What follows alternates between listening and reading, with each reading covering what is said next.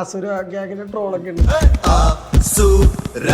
വിനീതേട്ടനൊന്ന് രക്ഷപ്പെടുത്തിയായിരുന്നു. ഹൃദയം മറ്റേ ബൈക്കിന്റെ സത്യം പറഞ്ഞാൽ എന്റെ ഒരു പടവും ഞാൻ ഇറങ്ങിക്കഴിഞ്ഞ് കണ്ടിട്ടില്ല. ജൂൺ എനിക്കിപ്പോ കാണാനേ പറ്റത്തില്ല. എനിക്ക് ആ മറ്റേ സ്കൂൾ പോർഷനൊക്കെ എനിക്ക് ഭയങ്കര പ്രശ്നമാണ്. പിന്നെ ട്രോളി കൊല്ലുന്നതുകൊണ്ട് കോക്കിന്റെ റിവ്യൂ വന്നപ്പോൾ പ്രാർത്ഥിച്ചിട്ടൊക്കെ അത് ഓണാക്കിയത്. കാരണം കൊല്ലരുതേ എന്ന് പറഞ്ഞാണ് ഞാൻ നോക്കുന്നത്. ലാലേട്ടന്റെ ചാട്ടം ട്രെയിലറിനും അത് ലാലേട്ടൻ ഒരു ഇന്റർവ്യൂവിൽ ഇതൊരു ദൃശ്യം പോലത്തെ സിനിമ എന്നൊരു സാധനം പറയുമ്പോൾ അപ്പം ഫാൻസ് എല്ലാവരും ഇതിൽ എന്തോ സാധനം ഉണ്ട് എന്ന് പറയുമ്പോൾ ഞാൻ പിന്നെ ട്രെയിലർ പൊളിച്ചു. പ്രസന്റും പാസ്റ്റും കൂടെ ഒരുമിച്ച് വെച്ച് കട്ട് ചെയ്ത് പോകുന്നൊരു പോയിന്റ്. അപ്പം ഞാൻ ആ സമയത്ത് അഹമ്മദിനോട് ചോദിക്കുന്നത്, കാരണം ഇങ്ങനെ നമ്മുടെ സാധനം കണ്ടിട്ടില്ല, ഇത് ഏത് രീതിക്ക് വരും. കേരള ക്രൈംസ് 2 ചെയ്യുമ്പം ആട്ടത്തിൻ്റെ ഒരു എക്സ്പീരിയൻസ് ഭയങ്കര ഗുണം ചെയ്തിട്ടുണ്ട്. കാരണം ഇനി അങ്ങോട്ട് എന്തായാലും അടുത്ത തിയേറ്റർ പടവാ, അത് തീരുമാനിച്ചു കഴിഞ്ഞു. അത് കൺഫേം ആണ്. അത് hi hello viewers, welcome to our show untold with Ajin. ഇന്ന് നമ്മുടെ കൂടെ കുറച്ച് അൺടോൾഡ് സ്റ്റോറീസ് പറയാനുള്ളത്. കേരള ക്രൈം ഫയൽസിൻ്റെ സീസൺ 2 സ്ട്രീം ചെയ്ത് കഴിഞ്ഞിട്ട് അതിഗംഭീര റെസ്പോൺസ് ആണ് ലഭിച്ചത്. സോ അതിൻ്റെ കുറച്ച് വിശേഷങ്ങൾ പങ്കുവയ്ക്കാൻ we have director Ahmed Kabir and Mahesh Bhuvanan. So രണ്ടുപേർക്കും വെൽക്കം. Thank you. ഈ ശരിക്കും ആസ് എ ഡയറക്ടർ ഒരു സിനിമ തിയേറ്ററിൽ വന്നിട്ട് ഇപ്പോൾ 6 വർഷമായി. ഇപ്പോൾ പക്ഷെ എന്നാൽ 2 സീരീസ് കഴിഞ്ഞു, ഒരു സിനിമയും കഴിഞ്ഞു. ശരിക്കും എന്തോ ഒരു ഡയറക്ടറിന് ഉണ്ടാവുന്ന ഒരു ഫീല്. കാരണം നമ്മൾ ഗ്രോപ്പ് ചെയ്തിട്ടുണ്ടാവുക തിയേറ്റർ കണ്ടിട്ടാണല്ലോ. പക്ഷെ എന്നാൽ ഇപ്പം OTT പ്രൊഡക്ഷന്റെ ഒരു കസ്റ്റോഡിയനായിട്ട് അഹമ്മദ് കബീർ മാറി. അതിന്റെ ഒരു എന്താ അതിന്റെ ഒരു എക്സൈറ്റിംഗ്? ഉറപ്പായിട്ടും ആഗ്രഹിച്ച തിയേറ്റർ എക്സ്പീരിയൻസ് തന്നെ. കാരണം സ്കൂളിൽ പഠിക്കുമ്പോൾ തൊട്ട് തിയേറ്ററിൽ പോകുന്നു, തിയേറ്ററിൽ നിന്ന് കാണുന്നു, അവിടുത്തെ കയ്യടി. കാരണം ആ ഇത് കാരണം സിനിമയിലോട്ട് വന്നത്. അതുകൊണ്ടാണ് ജൂൺ വെച്ച് വന്നത്. ജൂൺ കഴിഞ്ഞ് കോവിഡ് വന്നപ്പോൾ തൊട്ട് നമ്മുടെ പ്ലാൻ എല്ലാം മാറി. അപ്പം അതാണ് മധുരം വന്നു കഴിഞ്ഞ് തിയേറ്റർ പടം ചെയ്യാൻ തന്നെ നോക്കുമ്പോഴാണ് ഇവിടെ നിന്ന് ഒരു ഓഫർ ഇങ്ങനെ വരുന്നത്. അപ്പം നോക്കുമ്പോൾ ഓക്കെ, എനിക്ക് ജോണർ ഷിഫ്റ്റ് ചെയ്യാം.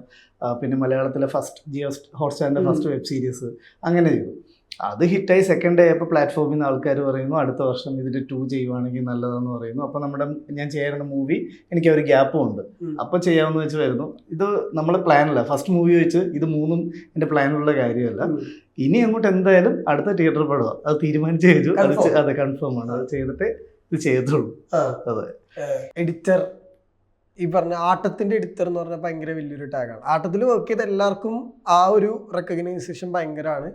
ശരിക്കും മലയാളത്തിലെ ആദ്യത്തെ വെബ് സീരീസിലെ എഡിറ്റർ ഇപ്പോൾ സീസൺ 2 എന്താ ഇപ്പോഴത്തെ ഒരു ഫീല്? എല്ലാവർക്കും ഭയങ്കര ഒരു അഡ്രസ് ഉണ്ടായ ഒരു സംഭവം ഉണ്ടല്ലോ, ആളുകളിലേക്ക് നാഷണൽ അവാർഡായിരുന്നു. ബെസ്റ്റ് എഡിറ്റർക്കുള്ള നാഷണൽ അവാർഡായിരുന്നു ഇത്. Best national Malayalam web series. അതെ. ശരിക്കും നാഷണൽ അവാർഡ് വന്നപ്പോൾ എന്തായാലും ഒരു എഡിറ്ററിന് എനിക്ക് തോന്നുന്നു മലയാളത്തിൽ ഒരു 15-14 വർഷം, എനിക്ക് തോന്നുന്നു 4 പെണ്ണുങ്ങൾക്ക് ബി അജിത് കുമാറിനായിരുന്നു ഇതിനു മുമ്പ് മലയാളത്തിൽ ഒരു നാഷണൽ അവാർഡ് എഡിറ്റിങ്ങിന് കിട്ടുന്നത്. മൊത്തത്തിൽ മലയാളത്തിൽ 4 പേർക്ക് കിട്ടിയിട്ട് 5ാമത്തെ ആളാണ് ഞാൻ ഇത്രയും വർഷമായിട്ട്. അപ്പോൾ അതൊരു ഭയങ്കര ഒരു അച്ചീവായിട്ട് ഭയങ്കര ഒരു ഇതായിരുന്നു. ഇതിലേക്ക് വരികയാണെങ്കിൽ ഇപ്പോൾ അഹമ്മദിൻ്റെ കൂടെ ഞാനിത് 3ാമത്തെ മധുരമാണ് എൻ്റെ ഫസ്റ്റ് പടം. ഞാൻ ഇൻഡിപെൻഡൻ്റ് എഡിറ്റ് ചെയ്യുന്ന ആദ്യത്തെ പടം മധുരമാണ്. അത് അഹമ്മദിൻ്റെ കൂടെ ആയിരുന്നു. അത് കഴിഞ്ഞ് ആദ്യത്തെ വെബ് സീരീസ് അത് അഹമ്മദിൻ്റെ കൂടെയായിരുന്നു. ആദ്യത്തെ സീസൺ 2 വെബ് സീരീസ് അത് അഹമ്മദിൻ്റെ കൂടെയാണ്. എന്തായാലും ഹാപ്പിയാണ്. ഇപ്പം കിട്ടുന്ന റിവ്യൂസിൽ ഭയങ്കര ഹാപ്പിയാണ്, സന്തോഷം.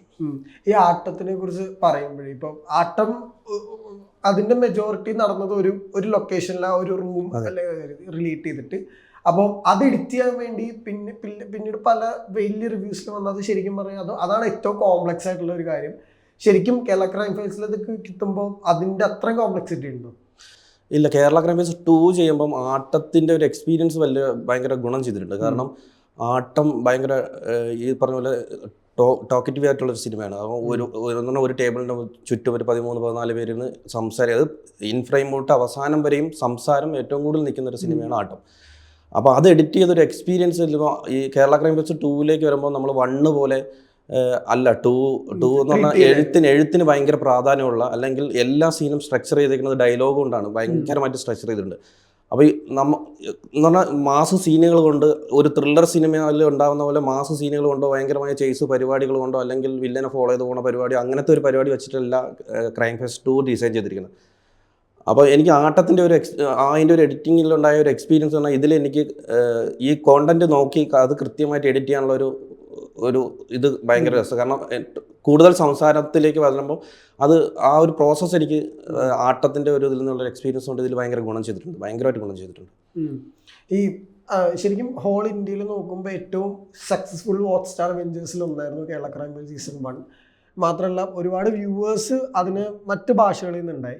അപ്പോൾ 2 ചെയ്യുമ്പോൾ ആ പ്രഷർ ഉണ്ടോ ശരിക്കും? ഇത് സക്സസ് ആക്കണം, പോരാത്തതിന് ഇതിൻ്റെ ഒരു 1 കിടപ്പുണ്ടല്ലോ ഇവിടെ. ഉറപ്പായിട്ടും അത് കാണും. പക്ഷെ നമ്മൾ അങ്ങനൊന്നും ചിന്തിച്ചില്ല. ഞാൻ ആലോചിച്ചെന്ന് വെച്ചാൽ നമുക്ക് അടുത്ത ഇതും കൂടെ കിട്ടിയപ്പോൾ 1 അല്ലാതെ എന്ത് ചെയ്യാം, 1 ചെയ്ത എല്ലാം ഒന്ന് മാറ്റി വെച്ചിട്ട് എൻ്റെ ഡിഫറെൻ്റ് ആക്കണമെന്നൊരു ആഗ്രഹം ഉണ്ടായിരുന്നു. കാരണം ചെയ്തത് തന്നെ ഇപ്പം നമ്മൾ 1-നകത്ത് സിംഗിൾ പ്ലോട്ട് ആയിരുന്നു, ഷിജു ഉണ്ടോ ഇല്ലയോ എന്ന് തപ്പുന്നത് മാത്രമേ ഉള്ളൂ. അപ്പോൾ അതല്ലാതെ കുറച്ചുകൂടെ ഒരു വെബ് സീരീസ് ഫോർമാറ്റ് എന്നുള്ള സംഭവം, കുറച്ചുകൂടെ മൾട്ടിപ്പിൾ ലെയേഴ്സ് ഉള്ള കഥ, പിന്നെ ഈ പറഞ്ഞ പോലെ നമുക്കൊരു പുതിയ ഒരാൾ വരിക, ഇച്ചിരി സ്കെയിലപ്പ് ചെയ്യണം, അങ്ങനത്തെ കാര്യം നമ്മുടെ മനസ്സിലുണ്ടായിരുന്നു. അപ്പോൾ ബാഹുലും കൂടെ ഇത് സ്ക്രിപ്റ്റിൽ ജോയിൻ ചെയ്തപ്പം ഞാൻ ആകെ അവനോട് പറഞ്ഞത് എനിക്ക് പഴയ ആൾക്കാരെല്ലാം വേണം, പുതിയ ഒരാളുണ്ട്, അതല്ലാതെ ബാക്കി നീ ഇഷ്ടമുള്ളത് എഴുതാനുള്ള രീതിയിലാണ് പറഞ്ഞത്. ഞാൻ ആക്ച്വലി ഈ പറഞ്ഞ പോലെ ഈ ഞാൻ നേരത്തെ പറഞ്ഞ ഫാക്ടേഴ്സ് ഒക്കെ വേണമെന്നൊന്നും പറഞ്ഞില്ല. അവൻ എഴുതിയിട്ട് വന്നപ്പോൾ ഉള്ള ആ സ്ക്രിപ്റ്റാണ് ആക്ച്വലി നമ്മൾ കാണുന്നത്. അതിനകത്ത് നമ്മൾ മേക്കിങ്ങിന്റെ കാര്യത്തിന് കുറച്ച് ഇംപ്രൂവൈസേഷൻ ചെയ്തതല്ലാതെ വേറെ ഒന്നും അതിന് മാറ്റമില്ല. ഈ ശരിക്കും മധുരം ശരിക്കും ജൂണിൽ നിന്ന് ഭയങ്കര ഡിഫറെന്റ് ആയിട്ടുള്ള ഒരു ജോണറായിരുന്നു. ഈ ശരിക്കും മധുരം ചെയ്യുമ്പോൾ ഒരു സെക്കൻഡ് ഡയറക്ടർ പരിപാടിയാണല്ലോ. അതിലും ശരിക്കും ഭയങ്കര ടെൻഷൻ ഉണ്ടായിരുന്നു. ഈ ഫസ്റ്റ് പടം കുറച്ച് തിയേറ്ററിൽ വന്ന ഹിറ്റായ സിനിമ കൂടെയാ, ഒരുപാട് ശ്രദ്ധിക്കപ്പെട്ടു. പക്ഷെ ഈ പറഞ്ഞ സിനിമയ്ക്കും അതുണ്ടായിരുന്നു. മധുരം അല്ലായിരുന്നു, വേറൊരു മൂവിയായിരുന്നു, തിയേറ്റർ പടം തന്നെ ചെയ്യാനായിരുന്നു. അപ്പോൾ അത് കൊച്ചു പിള്ളേരുടെ കഥ ആയതുകൊണ്ട് കോവിഡ് സമയത്ത് ചെയ്യാൻ പറ്റിയില്ല. മധുരം ആക്ച്വലി നമ്മൾ വീട്ടിലിരുന്ന്, അതായത് ജൂൺ തിയേറ്ററിൽ ഓടിക്കൊണ്ടിരിക്കുന്നു, അടുത്ത ഓണാവുന്നു, പ്രീ നടക്കുന്നു, അപ്പൊ ആ കറക്റ്റ് ഫ്ലോയിൽ പോവുക. പെട്ടെന്ന് ഒരു സാധനം വന്ന് അടച്ച് നമ്മളെല്ലാവരും അങ്ങോട്ട് ചെയ്യാൻ പറ്റുന്ന ആ ഫ്രസ്ട്രേഷനാണ്. ആരോട് ചോദിച്ചാലും എല്ലാവരും വെറുതെ ഇരിക്കുക. മധുരം ശരിക്കും പറഞ്ഞാൽ ആ ഫ്രസ്ട്രേഷനും ആഗ്രഹത്തിൽ നിന്നുണ്ടായ പടമാണ്. അപ്പോൾ എനിക്ക് ഒരു ഹോപ്പ്, അതായത് എനിക്കും, കാരണം കോവിഡ് സമയമാണ്, എന്തെങ്കിലും ചെയ്യണം. ആ സിനിമ ഒരു ഹോപ്പിനെ കുറിച്ചാണ്. കാരണം ഇത്രയും ഡാർക്കായ ആശുപത്രി എന്ന് പറഞ്ഞ സാധനത്തിന് നമ്മൾ ആശുപത്രിയുടെ ഒരു ഡാർക്ക്നെസ്സും കാണിച്ചിട്ടില്ല. ഒരു മരുന്നിന്റെ പേരോ രോഗത്തിന്റെ പേരോ ഒന്നുമില്ല, രോഗികളെയും കാണിച്ചിട്ടില്ല. മൊത്തം ബൈസ്റ്റാൻഡേഴ്സും അവരിലൂടെ കഥ പറയുന്നു. എന്നാൽ ആ സിനിമ കണ്ടു കഴിയുമ്പോൾ നമുക്ക് ലൈഫിലേക്ക് ഒരു ഹോപ്പ് പോലത്തെ ഒരു സാധനം. അപ്പൊ അതായിരുന്നു മനസ്സിൽ. പിന്നെ അങ്ങനെ ടെൻഷനൊന്നും അല്ല, അടുത്ത പടമായിട്ട് ചെയ്യാം. പിന്നെ എൻ്റെ ആർട്ടിസ്റ്റൊക്കെ നല്ല സ്ട്രോങ് ആയിരുന്നു. അപ്പം ഭയങ്കര ഹാപ്പി ആയിരുന്നു. ജൂണിലെ പ്രോസസ്സേ അല്ലായിരുന്നു. ജൂൺ ഒരു കംപ്ലീറ്റ് സ്ക്രിപ്റ്റുമായിട്ടാണ് ഞാൻ വന്നത്. മധുരം എന്ന് വെച്ച് കഴിഞ്ഞാൽ നമുക്ക് സീനോഡോസും ഒരു ബേസിക് സ്ട്രക്ചറേ ഉള്ളായിരുന്നു. അപ്പോൾ ഈ പറഞ്ഞ സീനിയർ ആയിട്ടുള്ള ആൾക്കാരുമായിട്ട് ഇരുന്ന് അവരുമായിട്ട് സംസാരിച്ച് അങ്ങനത്തെ ഒരു ഇംപ്രൂവൈസേഷൻ ആയിരുന്നു മധുരത്തിൽ പിടിച്ചത്. അപ്പം മൊത്തത്തിൽ ആസ് എ ഫിലിം മേക്കർ എനിക്കത് ഭയങ്കര രസമായിരുന്നു. എഡിറ്ററിനും മധുരത്തിൽ ഏറ്റവും ഇഷ്ടമുള്ള സീൻ ഏതാ? ബിരിയാണി സീനാണോ? ഇല്ല മധുരം എനിക്ക് എപ്പോഴും സ്പെഷ്യൽ തന്നെയാണ്. കാരണം ഒരു സീനായിട്ട് അങ്ങനെ ഇഷ്ടമെന്ന് പറയാൻ പറ്റില്ല. കാരണം മധുരം ഒരു ഇൻഡിപെൻഡൻ്റ് എഡിറ്റർക്ക് കിട്ടാവുന്ന ഏറ്റവും നല്ലൊരു ഫസ്റ്റ് നമുക്ക് ഏറ്റവും നല്ലൊരു സാധനം കിട്ടുക എന്നുള്ളൊരു ഭയങ്കര ഇതാണല്ലോ. അങ്ങനെ കിട്ടിയ എനിക്ക് ഭയങ്കര ഇഷ്ടമുള്ളതും ഭയങ്കര ഭാഗ്യമുള്ളൊരു പടമാണ് മധുരം. മധുരത്തിൽ എനിക്ക് ശരിക്കും കോംപ്ലിക്കേറ്റഡ് ആയിട്ട് തോന്നിയിട്ടുള്ള സീൻ എന്ന് പറഞ്ഞാൽ, ഞാൻ എപ്പോഴും മധുരം കാണുമ്പോഴും അല്ലെങ്കിൽ ആരെങ്കിലും എൻ്റെ അടുത്ത് ഇങ്ങനെ ചോദിക്കുമെന്ന് എനിക്ക് തോന്നിയിട്ടുള്ള സീനായിരുന്നു നമ്മുടെ മധുരത്തിൻ്റെ കഥ പറച്ചിൻ്റെ രീതിയുണ്ട്. മധുരം കഥ പറഞ്ഞു പോകുമ്പം മധുരത്തിൻ്റെ കഥ വന്ന് ഒരു പോയിന്റിൽ വന്നിട്ട് ഫ്ലാഷ് ബാക്കും പ്രസൻറ്റും കൂടെ ഒന്നാവുന്നുണ്ട് അല്ലേ. ഈ എനിക്ക് ഭയങ്കര ടെൻഷനുള്ള ഒരു ഏരിയ ആയിരുന്നു. കാരണം ഫ്ലാഷ് ബാക്കും പ്രസൻറ്റും കൂടെ വന്ന് ഒന്നിച്ച് വരുന്നൊരു പോയിന്റ് ഉണ്ട്. ഇതിനെ രണ്ടിനും നമ്മളൊരു മഴ വെച്ചിട്ട് മിക്സ് ചെയ്ത് വിട്ടിട്ടുണ്ട്.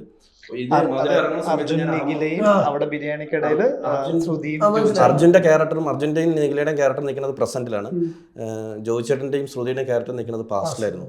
അപ്പോൾ ഇത് നമ്മൾ എഡിറ്റിംഗ് ടേബിളിൽ വന്ന് ഈ സാധനം ഒരു സമയത്ത് വന്ന് ഇത് രണ്ടും കൂടെ ഒരുമിച്ച് വരുന്നുണ്ട്. അത് പ്രസന്റും പാസ്റ്റും കൂടെ ഒരുമിച്ച് വെച്ച് കട്ട് ചെയ്ത് പോകുന്ന ഒരു പോയിന്റ് ഉണ്ട്. അപ്പം ഞാൻ ആ സമയത്ത് അമ്മയോട് ചോദിക്കും, കാരണം ഇങ്ങനെ നമ്മുടെ സാധനം കണ്ടിട്ടില്ല, ഇത് ഏത് രീതിക്ക് വരും. പക്ഷെ അതൊരു മഴയുടെ ഒരു സാധനം വെച്ച് ഭയങ്കരമായിട്ട് ജെല്ലി ചെയ്തിട്ടുണ്ട്. എനിക്ക് ആ സീൻ ഭയങ്കര ഇഷ്ടമാണ്. അതിലൊരു ഭയങ്കര രസമായിട്ട് വന്നിട്ടുള്ള സാധനം. ഏറ്റവും ഇഷ്ടമുള്ള സീൻ ഇപ്പൊ മധുരത്തില് ക്രാഫ്റ്റ് ചെയ്തതില് അങ്ങനെ സ്വന്തം പ്രൊഡക്റ്റ് സത്യം പറഞ്ഞാൽ എന്റെ ഒരു പടവും ഞാൻ കണ്ടിട്ടില്ല. ജൂൺ തിയേറ്ററിൽ ഇറങ്ങിയതുകൊണ്ട് തിയേറ്ററിൽ ഈ പറഞ്ഞ പോലെ പോകുന്നുണ്ട്. പക്ഷെ സെക്കൻഡ് ഹാഫില് ലാസ്റ്റത്തെ കുറച്ച് പോർഷനൊക്കെ കയറിയിട്ടുള്ളൂ. ജൂൺ എനിക്കിപ്പോ കാണാനേ പറ്റത്തില്ല. എനിക്ക് ആ മറ്റേ സ്കൂൾ പോർഷനൊക്കെ എനിക്ക് ഭയങ്കര പ്രശ്നമാണ്. പിന്നെ ട്രോളി കൊല്ലുന്നുണ്ട്. പക്ഷെ അത് എൻജോയ് ചെയ്യുന്നുണ്ട്. കാരണം വെച്ചാൽ ഞാൻ നോക്കുമ്പോൾ ഞാനിത് പഠിച്ച് അല്ലെങ്കിൽ ഫിലിം ഇൻസ്റ്റിറ്റ്യൂട്ടിൽ നിന്ന് പഠിച്ച് വന്ന ആളൊന്നും അല്ല. ഷോർട്ട് ഫിലിംസ് ചെയ്ത് വന്ന ആള്. അപ്പൊ ആദ്യത്തെ സിനിമ എന്നുള്ള രീതിയിൽ ജൂൺ വെച്ചാ വന്നത്. അപ്പൊ ഞാൻ നോക്കുന്നത് എന്റെ വർക്ക് ഇപ്പൊ ജൂൺ കഴിഞ്ഞ് അടുത്ത ചെയ്യുമ്പോൾ അതിൽ നിന്ന് ഇമ്പ്രൂവ് ആവണം. അങ്ങനെ അങ്ങനെ സ്റ്റെപ്പ് ബൈ സ്റ്റെപ്പ് വരുന്ന ആളാണ്. സോ അത് നോക്കുമ്പോൾ ജൂൺ തൊട്ട് ഞാൻ നോക്കുമ്പോൾ ഞാൻ ഓക്കെ പഠിച്ചോണ്ടിരിക്കുക, അടുത്ത പടം അങ്ങനെ തന്നെ, ഇതിനെക്കാളും ബെറ്റർ ആണ് അടുത്ത പടം. ഇങ്ങനെ പയ്യെ പയ്യെ ഗ്രാഫ് എന്നെ തന്നെ നോക്കി ഞാൻ വരുക. ബാക്കി കമ്പാരിസൺസ് ഒന്നും നോക്കുന്നില്ല. ഈ അസുര ഗ്യാങ്ങിന്റെ ട്രോളൊക്കെ ഉണ്ടല്ലോ, ഈ ഇടയ്ക്കിടയ്ക്ക് ഇന്റർവെൽസിലാണല്ലോ ഇടയ്ക്കൊന്ന് ഡൗൺ ആയിരിക്കും, പിന്നെ ഇടയ്ക്ക് ഒന്ന് പോകും. വിനീതേട്ടനൊന്ന് രക്ഷപ്പെടുത്തിയായിരുന്നു, ഹൃദയം രക്ഷപ്പെടുത്തി. ഞങ്ങളെല്ലാം അങ്ങോട്ടും ഇങ്ങോട്ട് ഷെയർ ചെയ്യുന്നുണ്ട്. നിങ്ങൾ ആ ട്രോള് നോക്കി മിക്കതിനകത്ത് എന്റെ കമന്റ് ആണ്, ഞാൻ കൊന്നേച്ച് പോടാന്നൊക്കെ പറഞ്ഞ് ഞാൻ എല്ലാവരും അങ്ങോട്ടും ഇങ്ങോട്ടും ഇടുന്നത്. എൻജോയ് ചെയ്ത ഈ ക്രൈം ഫൈൽസിലേക്ക് വരുമ്പോ ഒരു 2 പാർട്ട് 1 ഉം 2 എടുത്താലും അതിന് ഭയങ്കര സീരിയസ് സ്വഭാവമുണ്ട്. അത് കൈകാര്യം ചെയ്തിരിക്കുന്ന രീതിയിലും ഭയങ്കരമായിട്ട് വ്യത്യാസമുണ്ട്. അപ്പൊ ശരിക്കും ഈ അജുവേട്ടന്റെ ഒക്കെ ആ ഇതിലേക്ക് വരാം. അപ്പൊ അജുവേട്ടന് ഈ പറഞ്ഞ പോലെ ജസ്റ്റ് വലിയൊരു ടോൾ, ഇപ്പൊ സാറ്റലൈറ്റിന്റെ വലിയ ടോള് കഴിഞ്ഞിട്ടാണ് KCF വരുന്നത്. ആ പുള്ളിക്ക് ഭയങ്കരമായിട്ട് ഈ പറഞ്ഞ കരിയർ ഗ്രാഫ് ഭയങ്കരമായിട്ട് ഷിഫ്റ്റ് ചെയ്ത പടം. അപ്പൊ ആ രീതിയിൽ അജുവേട്ടനായിട്ട് എങ്ങനെയാ ഇതിലും കോമ്പിനേഷൻ? ഞാൻ ഫസ്റ്റ് 1ന്റെ കഥ പറയുമ്പോൾ പുള്ളി ലീഡാന്ന് പുള്ളിക്ക് അറിയത്തില്ലായിരുന്നു. ഞാൻ കഥയുടെ ഒരു പ്ലോട്ട് വന്നപ്പം ആ കോൺസ്റ്റബിളിലെ ഇതിൽ ഒരാളായിരിക്കും എന്ന് വിചാരിച്ചത്. പിന്നെ ലീഡാന്ന് പറഞ്ഞപ്പോൾ ടെൻഷൻ പറഞ്ഞു. ഞാൻ ചേട്ടാ ഒന്നുമില്ല, എന്നെ ട്രസ്റ്റ് ചെയ്യുക, ആ ചേട്ടൻ വരുക, ബാക്കി നമുക്ക് നോക്കാം, എനിക്ക് തടി കുറയ്ക്കണം, അതൊക്കെ ഞാൻ പറഞ്ഞു. അത്രയും കാര്യങ്ങളെ പറഞ്ഞിട്ടുള്ളൂ. അപ്പൊ അതിനുവേണ്ടി പുള്ളി പ്രിപ്പയർഡ് ആയി. പുള്ളിക്ക് ആക്ച്വലി ഫുൾ സ്ക്രിപ്റ്റ് അറിയത്തില്ല, പുള്ളി വന്ന് നിൽക്കും. അപ്പം എനിക്കെന്ന് വെച്ച് കഴിഞ്ഞാൽ എന്റെ മിക്ക ആർട്ടിസ്റ്റും ഇപ്പൊ ഈ സെക്കൻഡ് സീസണിലും അതെ, മെയിൻ 1-2 പേർക്ക് ഫുൾ സ്ക്രിപ്റ്റ് അറിയത്തുള്ളൂ, ബാക്കിയെല്ലാം അവരുടെ ക്യാരക്ടർ മാത്രമേ ഉള്ളൂ. അതുകൊണ്ട് ഒരു ഗുണം എന്നാന്ന് വെച്ച് കഴിഞ്ഞാൽ അതിൽ കൂടുതൽ അറിയാത്തതുകൊണ്ട് ഇവരെല്ലാവരും എനിക്കൊരു ഫ്രീഡം തന്നിട്ടുണ്ട്. ഈ പറഞ്ഞ പോലെ നമ്മളെ ട്രസ്റ്റ് ചെയ്ത് നമുക്ക് വേണ്ടി ഇപ്പൊ ഇന്ദ്രൻ ചേട്ടനാണെങ്കിലും അശോകൻ ചേട്ടനും അതെ, ക്യാരക്ടർ എന്താന്ന് മാത്രമേ അറിയത്തുള്ളൂ, അത് കാരണം ഉണ്ടാകുന്ന കാര്യങ്ങൾ അവർക്ക് അറിയത്തില്ല. ഇവൻ ഇന്ദ്രൻ ചേട്ടനും അറിയത്തില്ല. ആകെ ലാൽ സാറും ഈ പറഞ്ഞ പോലെ അർജുനും മാത്രമേ ഫുൾ സ്ക്രിപ്റ്റ് അറിയത്തുള്ളൂ, ബാക്കി ആർക്കും അറിയാം. അവരവരുടെ ക്യാരക്ടേഴ്സും ഉള്ളു. അതാകുമ്പോൾ ആ ഒരു നമുക്കും അത് എളുപ്പമാണ്. കാരണം ഇവർ വേറെ ഡൗട്ട്സോ വേറെ കോംപ്ലിക്കേഷൻസിലോട്ട് പോകത്തില്ല. നമ്മൾ ട്രസ്റ്റ് ചെയ്ത് നമുക്ക് വേണ്ടി നിന്ന് തരുന്നൊരു പ്രോസസ്സ്. അപ്പോൾ അജിത് ചേട്ടനെ ആക്ച്വലി എനിക്ക് അതിലാണ് ഏറ്റവും ഇഷ്ടം. ഞാൻ ആക്ച്വലി വർക്ക് ചെയ്ത എൻ്റെ എല്ലാ ഫിലിമിലെ ആർട്ടിസ്റ്റും എൻ്റെ ഭാഗ്യം കൊണ്ട് ഈ 4 വർക്കിലും എല്ലാവരും അങ്ങനെയാണ്. കാരണം നമ്മളോടുള്ളൊരു വിശ്വാസത്തിൽ നിന്ന് തരും. അത് കാരണമാണ് എനിക്ക് അത്യാവശ്യം പെർഫോമൻസ് ഒക്കെ നല്ലതായിട്ട് കിട്ടാൻ പറ്റുന്നതെന്ന് തോന്നുന്നു. ഈ സീരീസ് ആക്കുമ്പോഴത്തേക്കും അതിൻ്റെതായിട്ടുള്ള ഒരു ഇപ്പൊ ഓരോ എപ്പിസോഡ് വൈസ് ആണല്ലോ, അത് ഓരോ എപ്പിസോഡ് വൈസ് എഡിറ്റ് ചെയ്യുമ്പോൾ എങ്ങനെയാ ഒരു മൈൻഡ് സെറ്റ് അതിന്റെ? അല്ല, സീരീസിൽ നമ്മളിപ്പം സിനിമയെക്കാളും എന്ന് പറഞ്ഞാൽ സീരീസ് കുറച്ചും കൂടെ ഭയങ്കരമായിട്ട് സ്ക്രിപ്റ്റിനെ ഫോളോ ചെയ്യണം. കാരണം സ്ക്രിപ്റ്റ് വെച്ച് ഭയങ്കര അത് കറക്റ്റ് എല്ലാ എപ്പിസോഡും കറക്റ്റായിട്ട് ലോക്ക് ചെയ്ത് അങ്ങനെ ഷൂട്ട് ചെയ്യുന്ന ഒരു പ്രോസസ്സാണ് സീരീസ്. നമ്മളങ്ങനെയാണ്. ഞാൻ 2 സീരീസേ ഉള്ളൂ, 2 പേരോട് അത് 2നും ഇങ്ങനെ തന്നെയായിരുന്നു. കാരണം നമ്മൾ പ്രീയിലും ഞാനും ഇരിക്കും. അങ്ങനെ നമ്മൾ പ്രീ ചെയ്ത് അതിൽ കറക്റ്റായിട്ട് ലോക്ക് ചെയ്ത് എപ്പിസോഡ് പഞ്ച് നമ്മൾ കറക്റ്റ് ലോക്ക് ചെയ്ത് എല്ലാ എപ്പിസോഡിനും പഞ്ച് ചെയ്തിട്ടുണ്ടാവും. അങ്ങനെ പോണത്. സിനിമയാകുമ്പോൾ നമുക്ക് സീൻ ഭയങ്കരമായിട്ട് എടുത്ത് ഷഫിൾ ചെയ്യാം. നമുക്ക് ഭയങ്കരമായിട്ട് സീരീസിൽ അങ്ങനെ ഒരു പരിപാടി നടക്കില്ല പെട്ടെന്ന്. കാരണം നമുക്ക് 2ാമത്തെ എപ്പിസോഡിലൊരു സാധനം എടുത്ത് നമുക്ക് ഒരിക്കലും 3ാമത്തേലേക്കോ അങ്ങനെ പെട്ടെന്ന് എടുത്ത് അങ്ങനെ ഷഫിൾ ചെയ്യാൻ പറ്റില്ല സീരീസ്. ഇത് ശരിക്കും കുറച്ചുകൂടെ ടൈം കൺസ്യൂമിംഗ് ആണോ ഒരു സീരീസ് എഡിറ്റ് ചെയ്യാൻ വേണ്ടിയിട്ട്? സീരീസിന് ടൈം എന്ന് പറഞ്ഞാൽ സിനിമയുടെ അതേ പ്രോസസ് തന്നെയാണ്. എനിക്ക് പെർ എപ്പിസോഡ് ആയിരിക്കുമല്ലോ നമ്മൾ ടൈം കുറച്ചുകൂടെ മറ്റൊരു പ്രോസസ്സിനേക്കാളും കൂടുതൽ കുറച്ചുകൂടി ചിന്തിച്ച്. ഇല്ല എനിക്ക് തോന്നുന്നു. എനിക്ക് സീരീസിൻ്റെ അതാണ് ഞാൻ പറഞ്ഞത്. നമ്മൾ സ്ക്രിപ്റ്റ് ഭയങ്കരമായിട്ട് ലോക്ക് ആയിരിക്കും സീരീസിൽ. കുറച്ചും കൂടെ സ്ക്രിപ്റ്റ് ഭയങ്കര ലോക്ക് ആയതുകൊണ്ട് നമ്മൾ ഇപ്പം ഞാൻ ചെയ്ത ഈ 2ലും നമ്മൾ സ്ക്രിപ്റ്റ് തന്നെയാണ് ഒരുവിധം ഒരു 90% സ്ക്രിപ്റ്റ് തന്നെയാണ് ഫോളോ ചെയ്ത് പോയിക്കുന്നത്. സീസൺ 1 വെച്ച് നോക്കുമ്പോൾ സീസൺ 1-ൻ്റെയും സീസൺ 2-ൻ്റെ ഒരു വ്യത്യാസം എന്ന് വെച്ച് കഴിഞ്ഞാൽ സീസൺ 1 കുറച്ചും കൂടെ നമ്മൾ ഇപ്പം സാധാരണ ത്രില്ലർ സിനിമകൾ അല്ലെങ്കിൽ ഒരു ത്രില്ലർ ഫോർമാറ്റിൽ ഉണ്ടാകുന്ന ഇതുണ്ട്. നമ്മളിപ്പം ഒരു സാധനം ഒരു പോയിന്റ് പറഞ്ഞു കഴിഞ്ഞാൽ അവിടുന്ന് കട്ട് പോയിട്ട് അതിൻ്റെ ബാലൻസ് അപ്പുറത്ത് കട്ട് ചെയ്ത് പോകും, അല്ലെങ്കിൽ അതിൻ്റെ മറുപടി പോലെ അപ്പുറത്ത് പോകുന്നൊരു ഫോർമാറ്റ്. അത് സ്ഥിരം ത്രില്ലറിൽ അങ്ങനത്തെ ഒരു ഫോർമാറ്റ് തന്നെയാണ് 1-ൽ ഉപയോഗിച്ചിരുന്നത്. പക്ഷേ സീസൺ 2-ലേക്ക് വരുമ്പോൾ നമ്മൾ അല്ലെങ്കിൽ ഞാൻ അപ്പോൾ എഡിറ്റ് ചെയ്യുമ്പോൾ പോലും നമ്മൾ ആലോചിച്ചിരുന്ന കേസ് പറഞ്ഞാൽ നമ്മൾ അങ്ങനെ പോയിന്റ് ചെയ്തിട്ട് നെക്സ്റ്റിലേക്ക് പോകാതിരിക്കാൻ നോക്കിയിട്ടുണ്ട് മാക്സിമം.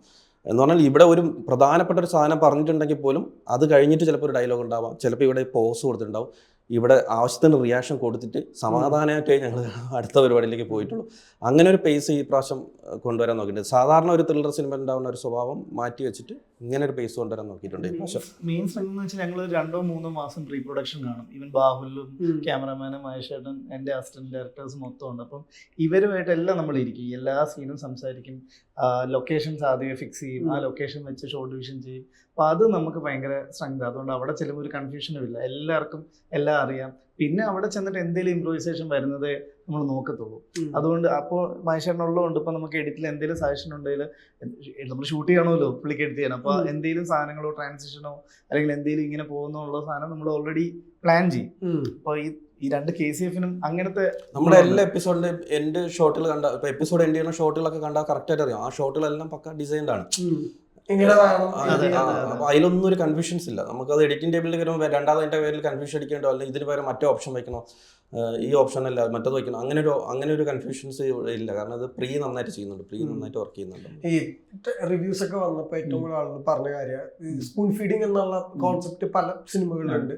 അതായത് ലാസ്റ്റ് എല്ലാം കഴിഞ്ഞിട്ട് ഇതിങ്ങനെയായിരുന്നു, ഇതുകൊണ്ട് ഇങ്ങനെ സംഭവിച്ചു, ഇയാൾ ഇങ്ങനെ ആയി പോയി. ഇതില് വേണ്ട എന്നുള്ളൊരു കോൺഷ്യസ് ഡിസിഷൻ നിങ്ങൾ എടുത്തു എന്ന് പറഞ്ഞു. ഒന്ന്, അതിനുള്ള റീസൺ. രണ്ട്, അതൊരു വലിയ റിസ്ക് ഫാക്ടർ കൂടെ ആണല്ലോ. വേറെ ഇത്രയും സിനിമ ഇതില്ലാത്തൊരു ഓഡിയൻസും കൂടി ഇത് കാണുന്നതാണ്. ശരിക്കും ഇത് രണ്ടിനും കൂടെ ബാലൻസ് എങ്ങനെയാണ് നിങ്ങൾ ഹോൾഡ് ചെയ്ത്? ബാലൻസ് അല്ല, ഞാൻ ഒന്ന് വെബ് സീരീസ് ആണ്, അപ്പൊ എനിക്ക് ആക്ച്വലി ആ റിസ്ക് എലമെന്റ് എടുക്കാം. അപ്പൊ ഞാൻ ഇനിയും അത് എടുത്തില്ലെങ്കിൽ ഞാൻ ഇത് മാത്രം ചെയ്തിരിക്കുന്നത് ഫീൽ എനിക്ക് വരാൻ തുടങ്ങി. ഇപ്പൊ 1 ആക്ച്വലി നമുക്കൊരു 4 എപ്പിസോഡിന്റെ കണ്ടന്റ് സത്യം മുന്നേ ഉള്ളൂ. ബാക്കി നമ്മൾ മേക്കിങ്ങിൽ ഭയങ്കരമായിട്ട് ഓവർഡൂ ചെയ്യേണ്ടി വരും, അത് ചെയ്യണം. അപ്പൊ ഇതെന്ന് വെച്ചാൽ ഞാൻ ബാഹുലിനെ ഏൽപ്പിക്കുമ്പോൾ നമുക്ക് സ്ഥിരം ത്രില്ലേഴ്സിലുള്ള സാധനം, ഇപ്പം ഈ പറഞ്ഞ വില്ലന്റെ മോട്ടീവ് എന്ന് പറയുന്ന സ്ഥിരം കുറച്ച് കാര്യങ്ങളുണ്ടല്ലോ, അതൊന്നും അല്ലാതെ ഒരു ഫ്രഷ് സാധനം വേണമെന്നും, പിന്നെ ഈ പറഞ്ഞ പോലെ ഇത് കണ്ടിട്ട് അറ്റ്ലീസ്റ്റ് 2-3 മണിക്കൂർ അല്ലെങ്കിൽ ഒരു ദിവസമെങ്കിലും നമ്മുടെ സാധനം അവരുടെ മനസ്സിൽ നിൽക്കണം എന്നുള്ളൊരു ആഗ്രഹമുണ്ട്. അതെ, എല്ലാവർക്കും ഉണ്ട്, നോക്കിയാൽ എല്ലാവർക്കും അതെ, എല്ലാവരും ഗ്രേ ഷെയ്ഡ് ഉണ്ട്. അപ്പൊ നമ്മൾ അങ്ങനത്തെ ഇങ്ങനത്തെ ചെറിയ ചെറിയ കാര്യങ്ങളെ ഫീഡും ചെയ്തുള്ളൂ. ബാക്കി അവന്റെ സ്ക്രിപ്റ്റിൽ അത് ഉണ്ടായിരുന്നു. നമുക്കത് വായിക്കുമ്പോൾ തന്നെ ഈ സംഭവങ്ങളെല്ലാം ഉണ്ട്. നമ്മളിത് സെലക്ട് ചെയ്യാനുള്ള കാരണം അതാണ്. കാരണം ഇത് വായിച്ചു കഴിഞ്ഞപ്പം വായിച്ച് 2-3 ദിവസം കഴിഞ്ഞ് ഞാൻ ബാബുലിനെ വിളിക്കുന്നത്. അപ്പം ഈ 2-3 ദിവസം കഴിഞ്ഞപ്പോൾ ഇത് ഹോണ്ട് ചെയ്യാൻ തുടങ്ങി. എനിക്ക് ഒരു ലോഡ് ക്വസ്റ്റ്യൻസ് ആയി. അപ്പം എപ്പോഴും നമ്മൾ ആദ്യം വായിക്കുമ്പോൾ എന്താണോ വരുന്നത് അത് ഓഡിയൻസിനെ പോലെയാണല്ലോ വായിക്കുന്നത്, പിന്നെയാണ് നമുക്കിത് ചെയ്യാൻ പറ്റുമെന്ന് ആലോചിക്കത്തുള്ളൂ. അപ്പോൾ ആ സംഭവമാണ് ഇപ്പോൾ ഞാൻ കാണുന്നത്. കാരണം ഒരുപാട് പേർക്ക് ക്വസ്റ്റ്യൻസ് ഉണ്ട്. അപ്പോൾ ക്വസ്റ്റ്യൻസ് ആയിട്ട് എന്നെ ഇത് എന്തിനാണ് ഇത് ചെയ്തതെന്ന് എന്നോട് ചോദിക്കുമ്പോൾ ഞാൻ പറയും നിങ്ങൾക്ക് എന്താ തോന്നിയെന്ന് ചോദിക്കും. അപ്പോൾ അവരൊരു വേർഷൻ പറയും, അത് ഞങ്ങളുടെ വേർഷൻ അല്ല. അപ്പോൾ അത് കേൾക്കാൻ നല്ല രസമാണ്. അപ്പോൾ അങ്ങനെ ഡിസ്കഷൻസ് വരട്ടെ എന്നുള്ളൊരു, ഇപ്പൊ എക്സാമ്പിൾ അമ്പിളീനെ എന്തിന് ഇത് ചെയ്തു, മറ്റേ ആളെ മാത്രം ചെയ്താൽ പോലെ അല്ലെങ്കിൽ അപ്പൊ അത് ചോദിച്ചു. അപ്പൊ അങ്ങനെ അപ്പൊ ഞാൻ ചോദിച്ചു അതെന്താ ചോദിക്കാൻ കാരണം എന്താ, അമ്പിളിക്ക് എന്ത് പറ്റിയായിരിക്കും, ചുമ്മാ ഒന്ന് പറയാൻ പറയും. അപ്പൊ ഒരു വേർഷൻ പറയും. അപ്പൊ ഞങ്ങളുടെ മനസ്സിൽ ആ വേർഷൻ അല്ല. അപ്പൊ അങ്ങനത്തെ കുറെ കാര്യങ്ങൾ. പിന്നെ കഴിഞ്ഞ ദിവസം ഇതുപോലെ ഒരു ഇന്റർവ്യൂവിന് പോയപ്പോൾ ആ പുള്ളി പറഞ്ഞ എന്താന്ന് വെച്ച് കഴിഞ്ഞാൽ, ഇന്നത്തെ ഷാജു ബൈ സുരേഷ് എന്ന് പറഞ്ഞ ആക്ടർ ചെയ്ത ഒരു സീനില് നമ്മുടെ ജിയോ ബേബി ആയിട്ടുള്ള സീനുണ്ടല്ലോ ഡോഗ് ഷെൽട്ടറിൽ, അവർ ഭയങ്കര കാഷ്വൽ 88-ലായിരുന്നു. ഇത് ഭയങ്കര ആക്റ്റീവായിട്ട് പുള്ളി ഇരുന്ന് കേട്ടോണ്ടിരിക്കുക. കേട്ടിട്ടുള്ള അടുത്ത ഷോട്ടിൽ നോബിളിന്റെ അടുത്ത് ഷാജുബായി പറയുന്നത് അവരെന്തോ വിഴുങ്ങി സംസാരിക്കുക. അവിടെ ഭയങ്കര ചിരിച്ച് ഭയങ്കര, അതൊരു പോലീസിന്റെ സ്വഭാവമാണല്ലോ. ആക്ച്വലി നമ്മളിത് പ്ലാൻഡ് അല്ല. പക്ഷെ ഇത് ഈ ഗ്രാഫ് നമുക്ക് കേൾക്കുമ്പോൾ ഓക്കെ ശരി കൊള്ളാമല്ലോ, ഡിസ്കഷൻസ് അങ്ങനെ ആ ചെറിയ കാര്യത്തിൽ വരെ കൊണ്ടുപോകുന്നുണ്ട്. അത് ഭയങ്കര ഹാപ്പിയാ. ഈ വേറെ ഡയറക്ടറിനെ കൊണ്ടും ഈ പറഞ്ഞ ചെയ്യിക്കാന്ന് പറഞ്ഞാൽ ഭയങ്കര പാടാണ്. 2 ഡയറക്ടേഴ്സ് ഉണ്ട്, ഒന്ന് ലാൽ സാർ ഉണ്ട്, ഒന്ന് ജിയോ ബേബി ഉണ്ട്. ജിയോ ചേട്ടൻ ഈ പറഞ്ഞ കഥയിൽ മൊത്തത്തിൽ പുള്ളിക്ക് ഒരു നിഗൂഢത ഉണ്ട്. ആ നിഗൂഢത കഥ പറയുമ്പോഴുണ്ടോ? ജിയോ ചേട്ടനും അതെ, ജിയോ ചേട്ടന്റെ റോൾ എന്താണെന്ന് അറിയത്തുള്ളൂ. ഇപ്പൊ കഴിഞ്ഞ ദിവസം എന്നെ വിളിക്കുമ്പോൾ പുള്ളിക്ക് ഓവറോൾ അറിയത്തില്ല, അതുകൊണ്ട് പുള്ളിക്ക് അത് കാണുമ്പോൾ എക്സൈറ്റ്മെന്റ് ഉണ്ട്. ഞാൻ നോക്കിയത് ജിയോ ചേട്ടൻ നമ്മൾ ഹോട്ടലിലോ അല്ലെങ്കിൽ ഇന്റർവ്യൂസിനൊക്കെ കണ്ടിട്ടുണ്ട്. ജിയോ ചേട്ടന്റെ സംസാരം എനിക്ക് ഭയങ്കര ഇഷ്ടമാണ്. അപ്പൊ ഈ പുള്ളിയുടെ അതായത് പുള്ളിക്ക് ഈ പറഞ്ഞ അയ്യപ്പനെ കുറിച്ചുള്ള നറേഷൻസും കഥ പറച്ചിലൊക്കെ പുള്ളിക്കാണ് ഉള്ളത്. അപ്പൊ നന്നായിട്ട് സംസാരിക്കുന്ന ഒരാൾ വന്നു കഴിഞ്ഞാൽ അത് കൺവിൻസ് ചെയ്യാൻ പറ്റും. അങ്ങനെയാണ് നമ്മൾ കാസ്റ്റ് ചെയ്യുന്നത്. പക്ഷെ വേറെ ഒന്നുമില്ല, നമ്മൾ ഡയറക്ടേഴ്സ്, പുള്ളി അവിടെ ഒരു ആക്ടറാണ്, ഡയറക്ടറിന്റെ ഒരു സംസാരം അവിടെ ഇല്ല.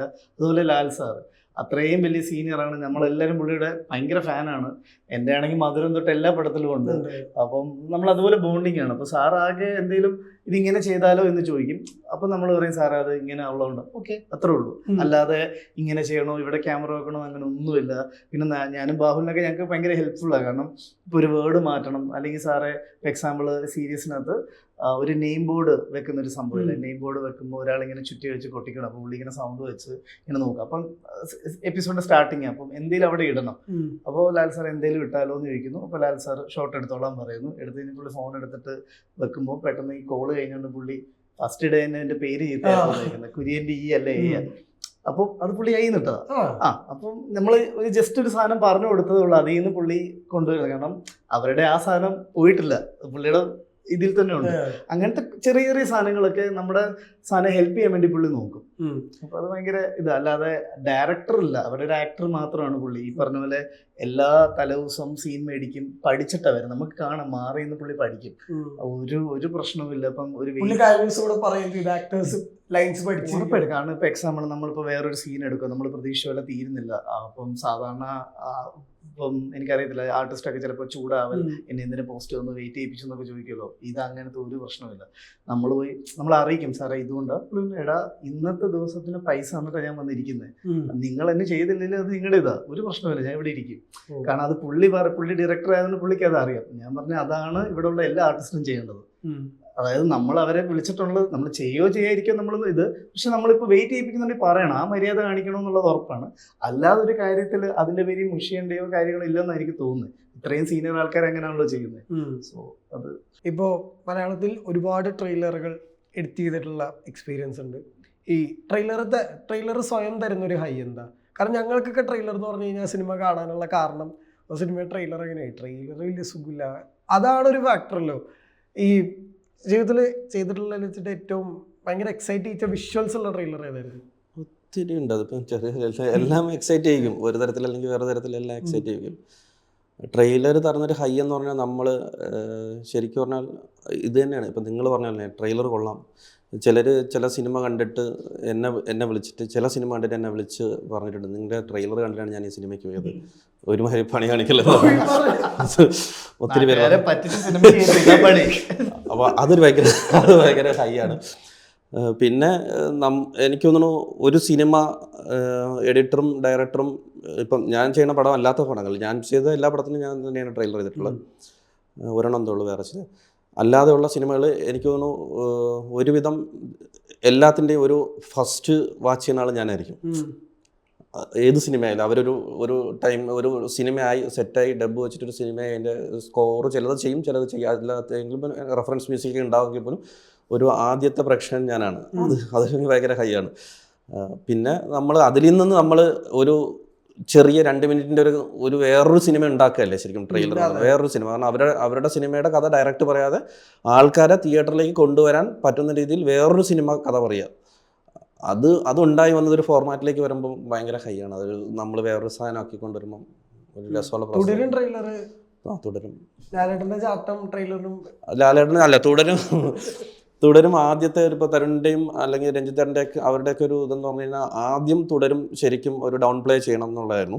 അപ്പം അതൊരു പക്ക ഫാമിലി ഫീൽ ഗുഡ് പടമായിട്ട് ട്രീറ്റ് ചെയ്യാം എന്നുള്ള രീതിയിലായിരുന്നു ഫസ്റ്റ് ട്രെയിലർ ചെയ്യണത്. അപ്പം ഫസ്റ്റത്തെ ട്രെയിലർ ചെയ്ത് തന്നെ ഫസ്റ്റത്തെ ട്രെയിലറിൻ്റെ എൻഡ് പോർഷൻ ഇപ്പം വന്നിരിക്കുന്നതിൽ കുറച്ച് ലാലേട്ടൻ മറ്റേ മുഖം ഇങ്ങനെ ആവണ സാധനങ്ങളും കുറച്ച് തെയ്യത്തിൻ്റെ കട്ടും പരിപാടിയൊക്കെ വന്നിരുന്നു.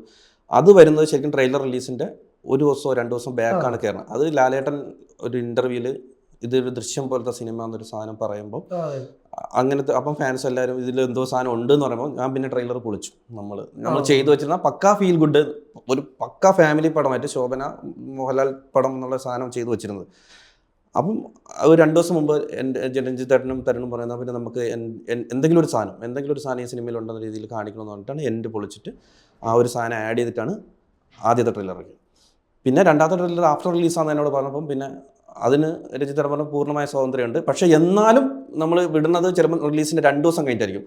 എന്ന് വെച്ച് ഭയങ്കരമായിട്ട് അങ്ങ് ഓപ്പൺ ആക്കി വിടരുത്, ഒന്ന് പിടിച്ചു വെച്ചിട്ട് വേണ്ട സാധനം. അങ്ങനെയാണ് രണ്ടാമത്തെ ട്രെയിലർ കേട്ടത്. ഈ ചില പടങ്ങൾക്ക് ഈ ട്രെയിലർ ഭയങ്കരമായിട്ട് ഹെൽപ്പ് ചെയ്യുള്ളൂ. ഇപ്പൊ ഞാനിപ്പോഴും ഓർക്കണം ഓപ്പറേഷൻ ചാവയുടെ ട്രെയിലർ ഭയങ്കര ഇമ്പോർട്ടന്റ് ആയിരുന്നു ആ സിനിമയ്ക്ക്. പ്രത്യേകിച്ച് ആളുകൾ തിയേറ്ററിലേക്ക് വരാൻ വേണ്ടി പ്രേരിപ്പിച്ച ഫാക്ടറിൽ പ്രത്യേകിച്ച് അതിന്റെ ബിജിഎം ഭയങ്കര മാച്ചായിരുന്നു. അപ്പം ഈ ചില സിനിമകൾക്ക് എങ്ങനെ ട്രെയിലർ കാണുമ്പോഴത്തേക്ക് ഇത് ആളുകൾ തിയേറ്ററിലേക്ക് വരണം എന്നുള്ള ഒരു ആഗ്രഹം കൂടി ഉണ്ടാവില്ല. കാരണം അതൊരു മേ ബി ഈ പറഞ്ഞാൽ നമ്മുടെ ബിഗ് സ്റ്റാർ സിനിമ ആയിരിക്കില്ല, അതൊരു ഭയങ്കര കണ്ടന്റിൽ ഭയങ്കര വിശ്വാസമുള്ള സിനിമ ആയിരിക്കും. അത് എഡിറ്റ് ചെയ്യുമ്പോൾ ഭയങ്കര വ്യത്യാസം ഉണ്ടാവും മൈൻഡിൽ. നമുക്ക് അതെന്തറിയോ, നമുക്ക് ചില സിനിമകൾ കാണുമ്പം ആൾക്കാരെ എങ്ങനെ തിയേറ്ററിലേക്ക് കൊണ്ടുവരാമെന്നുള്ള പോയിന്റ്സ് മാത്രം വെച്ചിട്ട് എങ്ങനെയെങ്കിലും ഇതിനെ സാധനം ഇൻട്രസ്റ്റിംഗ് ആക്കുക, കാണുന്നവർക്ക് എങ്ങനെയെങ്കിലും ഈ സാധനം ഇതിലെന്തെങ്കിലും ഉണ്ട്, ഈ സിനിമയിൽ എന്തെങ്കിലും ഇത് എനിക്ക് കാണണം എന്നൊരു തോന്നിക്കുന്ന എന്തെങ്കിലും എലമെന്റുകൾ വെച്ചിട്ട് ഇതിനൊന്ന് സെറ്റ് ചെയ്തെടുക്കുക എന്നുള്ളതാണ് നമ്മുടെ ആദ്യത്തെ ഒരു ചലഞ്ച്. എന്ന് പറഞ്ഞാൽ കാണുന്നവന് ഇതിന് പോകണം എന്ന് തോന്നിക്കണം മെയിനായിട്ട്. പിന്നെ ചില സ്ഥലത്ത് വരുന്ന പ്രശ്നം എന്ന് പറഞ്ഞാൽ നമ്മളൊരു സാധനം എന്ന് പറഞ്ഞാൽ ഞാനൊരു മൂന്നാമത്തെ ഒരാളാണ് സിനിമയിൽ. ഞാൻ ചിലപ്പോൾ ഈ സിനിമയുടെ ക്രൂവിൻ്റെ കൂടെ മൊത്തം വർക്ക് ചെയ്യാതെ ഞാൻ ചിലപ്പോൾ ഇതിൻ്റെ സ്ക്രിപ്റ്റ് പോലും കേട്ടിട്ടുണ്ടാവില്ല ഈ സിനിമയുടെ ചിലതിൻ്റെ. അപ്പോൾ ഞാൻ ആദ്യമായിട്ട് കാണുമ്പോൾ എനിക്ക് കിട്ടുന്ന ചില ഹൈ പോയിന്റ്സ് ഉണ്ട്. എന്ന് വെച്ചാൽ ഇത് എടുത്ത് വിട്ടതുകൊണ്ട് ഇത് സിനിമയ്ക്ക് ഉപദ്രവം ചെയ്യാനും പാടില്ലാത്ത രീതിയിൽ ഉപയോഗിക്കാൻ പറ്റാവുന്ന കുറേ സാധനങ്ങളുണ്ട്. പക്ഷേ അതെടുത്ത് വെച്ചിട്ട് നമ്മൾ ട്രെയിലർ ചെയ്യും. ചില ട്രെയിലർ വളരെ രസമായിട്ട് ചെയ്തു വരുമ്പം പക്ഷേ ചില ഡയറക്ടേഴ്സ് അല്ലെങ്കിൽ ചില പ്രൊഡ്യൂസേഴ്സ് പറയും ഇതൊന്നും വിടാൻ പറ്റില്ല എന്ന് പറയും. പക്ഷേ ഇത് വിട്ട് കഴിഞ്ഞാൽ ചിലത് നമുക്കറിയാം. കാരണം ഇത് ഈ സിനിമ അതെന്തറിയോ, ഇവർ ഈ സിനിമയിൽ നിൽക്കുന്നുണ്ട്, ഇവർ തുടക്കം തൊട്ടേ സ്ക്രിപ്റ്റ് തൊട്ടേ അല്ലെങ്കിൽ ആ ഒരു പ്രോസസ്സിൽ മൊത്തം ഉള്ളതുകൊണ്ട് ഇവർ ഈ സാധനം പോയി കഴിഞ്ഞാൽ സിനിമയുടെ മൊത്തം കഥയും പോകുമെന്ന് ചിലപ്പോൾ പേടിച്ചു പോകും ചില ആൾക്കാർ. പക്ഷെ ചിലതത് വിട്ട് കഴിഞ്ഞാൽ ആയിരിക്കും സിനിമയ്ക്ക് ഗുണം ചെയ്യാം. അപ്പം നമ്മൾ അങ്ങനെ വരുമ്പോൾ നമ്മൾ ഇത് പൊളിച്ച് ചിലപ്പം വേറെ രീതിയിലേക്ക് പോകും, ട്രെയിലർ നമ്മൾ ഉദ്ദേശിക്കാത്ത രീതിയിലൊക്കെ മാറിപ്പോവും. പക്ഷേ ഇവർ തന്നെ ചിലപ്പോൾ ഈ സിനിമ ഇറങ്ങി അന്ന് വൈകിട്ടോ അടുത്ത ദിവസം തന്നെ ഇത് വിടുകയും ചെയ്യും. അങ്ങനെയൊക്കെ സംഭവിക്കാറുണ്ട്. ട്രെയിലർ എനിക്ക് തോന്നുന്നു ഞാൻ ഒരു 10 വർഷമൊക്കെ ആയിട്ടാണ് ട്രെയിലർ കൾച്ചർ തുടങ്ങി. ഞാൻ ഫസ്റ്റ് ട്രെയിലർ ചെയ്യുന്നത് ജയരാജ് സാറിൻ്റെ പകർന്നാട്ടം എന്ന് പറഞ്ഞ സിനിമയുടെ. അതൊരു 2010 കണ്ട. അപ്പൊ എഡിറ്റിംഗ് പഠിക്കണം അതിന് ഞാൻ 2007 തൊട്ട് എഡിറ്റിംഗ് ചെയ്യുന്നുണ്ട്. പിന്നെ ഇപ്പോഴാണ് കുറച്ചുകൂടെ നമ്മൾ കാണുന്ന ഭയങ്കര ഹിറ്റ് സിനിമകളൊക്കെ ചെയ്യാൻ തുടങ്ങി. ഞാൻ ടെലിവിഷൻ ഇൻഡസ്ട്രിയിലായിരുന്നു. ഞാനൊരു 10 വർഷത്തോളം ടെലിവിഷനിലായിരുന്നു വർക്ക് ചെയ്തുകൊണ്ടിരുന്നത്. അത് കഴിഞ്ഞിട്ടായിരുന്നു അതിനു മുമ്പ് ഞാൻ സിനിമയിൽ അസിസ്റ്റൻ്റ്. ടെലിവിഷനിൽ വർക്ക് ചെയ്യുന്ന സമയത്ത് ഞാൻ സിനിമയിൽ അസിസ്റ്റ് ചെയ്യുന്നുണ്ടായിരുന്നു, എഡിറ്ററായിട്ട് അസിസ്റ്റ് ചെയ്യുന്നു. അവിടെ നമുക്കൊരു വർക്കിംഗ് അവേഴ്സ് 8 അവേഴ്സ് കഴിഞ്ഞാൽ പിന്നെ നമുക്ക് ഫ്രീ ടൈം ഉണ്ടല്ലോ. അപ്പോൾ ഞാൻ പല സിനിമകളിലും വിവേക് ഹർഷൻ, ദിലീപ് ഡെന്നിസ്, നിഷാദ് യൂസഫ്, നിഷാദിൻ്റെ കൂടെയൊക്കെ ഞാൻ ഒത്തിരി വർക്ക് ചെയ്തിട്ടുണ്ട് അവരുടെ കൂടെയൊക്കെ. അത് കഴിഞ്ഞാൽ ഞാൻ അഹമ്മദിൻ്റെ കൂടെ മധുരത്തിൽ ഇൻഡിപെൻഡൻ്റ്. ആര്? ഞാൻ സുഹൃത്തുക്കളായിരുന്നു. മഴവിൽ ഞാൻ അസിസ്റ്റന്റ് പ്രോഗ്രാം പ്രൊഡ്യൂസറായിട്ട് ഒരു 9 മാസം ഉണ്ടായിരുന്നു. അപ്പം ഞങ്ങളുടെ അന്നത്തെ പ്രോഗ്രാമിൻ്റെ എഡിറ്റർ മഹേഷായിരുന്നു. അപ്പം പോസ്റ്റ് കൂടുതലും ഞങ്ങളായിരുന്നു ടൈം സ്പെൻഡ് ചെയ്യുന്നത്. അപ്പം അങ്ങനെ അന്നോട്ട് കമ്പനി ആവുന്നു. അത് കഴിഞ്ഞ് ഞാൻ ഒരു ഷോർട്ട് ഫിലിം ചെയ്തു, ഡിയർ ജൂൺ എന്ന് പറഞ്ഞാൽ ചെയ്തു. അത് മഹേഷാണ് എഡിറ്റ് ചെയ്തത്. അപ്പം അന്നോട്ടെ ആ ബോണ്ട് തുടങ്ങിയത്. ഇപ്പോ പല കാസ്റ്റിങ്ങിലൊക്കെ അല്ലെങ്കിൽ ഈ പറഞ്ഞ അഹമ്മദ് കബീറിന്റെ സിനിമകളിലൊക്കെ കാസ്റ്റിംഗ് എപ്പോഴും ആളുകൾ ശ്രദ്ധിക്കാറുണ്ട്. പ്രത്യേകിച്ച് ഈ ജൂൺ ചേട്ടന്റെ ക്യാരക്ടർ ഭയങ്കര അൺപ്രഡിക്റ്റബിൾ ആയിരുന്നു. കാരണം ഇപ്പൊ എനിക്ക് തോന്നുന്നു ജോസഫ് കഴിഞ്ഞിട്ട് ജോസഫും ജൂണും ഒരേ സമയത്ത് ഏകദേശം. അപ്പൊ ആ സമയത്ത് പുള്ളി ആ ഒരു ഇമേജ് നിൽക്കുമ്പോഴാണ് ഭയങ്കര ഒരു ഫാദർ അല്ലെങ്കിൽ സ്വീറ്റ് ഫാദർ ഇമേജിലേക്ക് കൊണ്ടുവരുന്നത്. അപ്പൊ ശരിക്കും കാസ്റ്റിംഗിൽ ഭയങ്കര അധികം പെക്യുലർ ആണോ? ഉറപ്പായിട്ടും. കാരണം നമ്മൾ അങ്ങനെ എന്തെങ്കിലും ഒരു കാരണം നമ്മളിനി എങ്ങനെ എഴുതി വെച്ചാലും എങ്ങനെ മേക്ക് ചെയ്താലും ഇവരിലൂടെ നിങ്ങളുടെ ടൂൾസ് അത് ഇവരിലൂടെ കഥ പോകാൻ പറ്റത്തുള്ളൂ. ആ കാസ്റ്റിംഗ് സ്ട്രോങ് ആയാൽ തന്നെ കുറേ കാര്യങ്ങൾ നമ്മൾ സേഫ് ആവും. ഇപ്പോൾ ഈ ക്രൈം ഫയൽസ് 2-നകത്താണല്ലോ ഇത്രയും സീനിയേഴ്സ് ഉള്ളതുകൊണ്ട് അതുകൊണ്ടാണ് ഇതെല്ലാം പെട്ടെന്ന് കിട്ടും. ഞാനൊരു പുതിയ ആളെ ചിലപ്പോൾ കൊണ്ടുവന്നാൽ ഇതിന് ഇത്രയും പെട്ടെന്നൊരു റീച്ചോ കാര്യങ്ങളോ കിട്ടുമെന്ന് എനിക്ക് അറിയത്തില്ല. അപ്പം സ്ട്രോങ് ആയിട്ടുള്ള ഇതുപോലത്തെ സീനിയേഴ്സും പെർഫോമൻസും ഉള്ളവർ വരുമ്പോൾ ഭയങ്കര അടിപൊളിയാണ്. അപ്പം കാസ്റ്റിംഗ് എപ്പോഴും ഭയങ്കരമായിട്ട് ശ്രദ്ധിക്കും. അവിടെ പാളിയാ എല്ലാം പാളുമെന്നാണ് എൻ്റെ ഒരു ഇത്. അടുത്ത പടം ഇനി തിയേറ്ററിലേക്ക് ഇപ്പം എന്തായാലും ഒരു വർഷം കൂടെ എടുക്കുമല്ലോ. ഇത് അതായത് നേരത്തെ അനൗൺസ് ചെയ്ത അർജുൻ ദാസിനെ വെച്ചൊരു പ്രോജക്റ്റ്. അപ്പം ഞങ്ങൾ എന്താണെന്ന് വെച്ചാൽ നേരത്തെ ഷൂട്ട് തുടങ്ങേണ്ടതായിരുന്നു. അപ്പോൾ ഈ ക്രൈം ഫയൽസിൻ്റെ പ്രൊഡക്ഷനിൽ നമ്മൾ തന്നെയാണ്. അപ്പോൾ അത് കാരണം ഇത് ഇറങ്ങുന്ന സമയത്ത് ഷൂട്ട് തുടങ്ങിയാൽ നമ്മൾ ബ്രേക്ക് ചെയ്യേണ്ടി വരും. അപ്പോൾ ആ കൺഫ്യൂഷൻ വന്നു. പിന്നെ അർജുനും അവിടെ ഒരു മൂവി വന്നു. അപ്പോൾ അത് ചെയ്തിട്ട് ചെയ്യാം. ഡേറ്റ് ഒന്നും ഫിക്സ് ആക്കിയിട്ടില്ല. അടുത്ത മൂവി അതാ റൊമാൻസ് റോം കോം ആണ്. അതെ അതെ, അത്രയും പറയാൻ പറ്റും. ഇപ്പൊ ത്രില്ലർ ചെയ്തതിന് ബാക്ക് ടു ഒരു തിയേറ്റർ എക്സ്പീരിയൻസ്, പാട്ടും കാര്യങ്ങളും ഒക്കെ ഉള്ള ഒരു ഹാപ്പി. അർജുനെ വെച്ച് റൊമാൻസ് ചെയ്യാന്ന് പറഞ്ഞാല് അത് ഭയങ്കര വലിയൊരു കോൺട്രാസ്റ്റ് കൂടെ ആണല്ലോ. അപ്പൊ ആളുകള് കാസ്റ്റിംഗ് ഓപ്ഷൻ വേറെ ആളുകൾ എന്തെങ്കിലും പറഞ്ഞു ആരെങ്കിലും? എല്ലാരും ഇപ്പൊ ഞാനും ക്യൂരിയസ് ആണ്. എല്ലാരും ചോദിക്കുന്നുണ്ട് അർജുനെ വെച്ച് എന്താ ചെയ്യാൻ പോകുന്നത്, എങ്ങനെയല്ലേ അങ്ങനെയല്ലേ എന്നൊക്കെ ചോദിച്ചു. അപ്പൊ നമ്മള് ഇതൊന്നും മിണ്ടുന്നില്ല.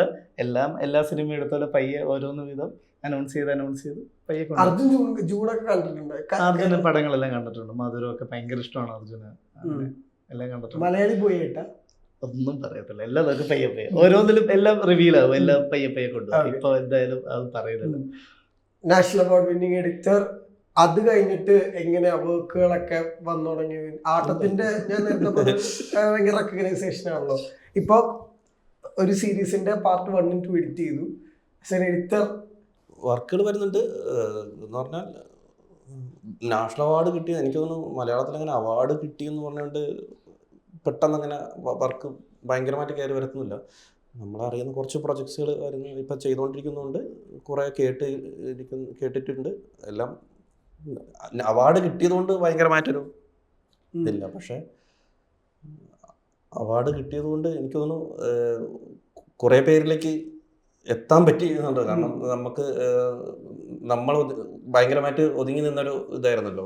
അപ്പം ഈ നാഷണൽ അവാർഡ് വന്നതിന് ശേഷമാണ് എന്നെ കുറച്ചും കൂടെ ഇൻഡസ്ട്രിയിൽ ഉള്ള ഒരുപാട് പേർക്ക് അറിയാൻ പറ്റിയത്. എനിക്ക് തോന്നുന്നു ഈ നാഷണൽ അവാർഡ് വന്നതിന് ശേഷം ഞാൻ ഭയങ്കര ഒതുങ്ങി വർക്ക് ചെയ്യുന്ന ഒരാളാണ്. എൻ്റെ സ്പേസിൽ ഞാൻ വളരെ ഹാപ്പി ആയിട്ട് വർക്ക് ചെയ്യുന്ന ഒരാളാണ്. ട്രെയിലറൊക്കെ ചേട്ടൻ എഡിറ്റ് ചെയ്തത് പലർക്കും അറിയാം. ട്രെയിലറിൻ്റെ കാര്യം എല്ലാവർക്കും അറിയാം. ട്രെയിലർ എനിക്ക് തോന്നുന്നു ഓപ്പറേഷൻ ജാവ തൊട്ടാണ് ഞാൻ ഒരുപാട് ട്രെയിലറുകൾ ചെയ്യാൻ തുടങ്ങിയത്.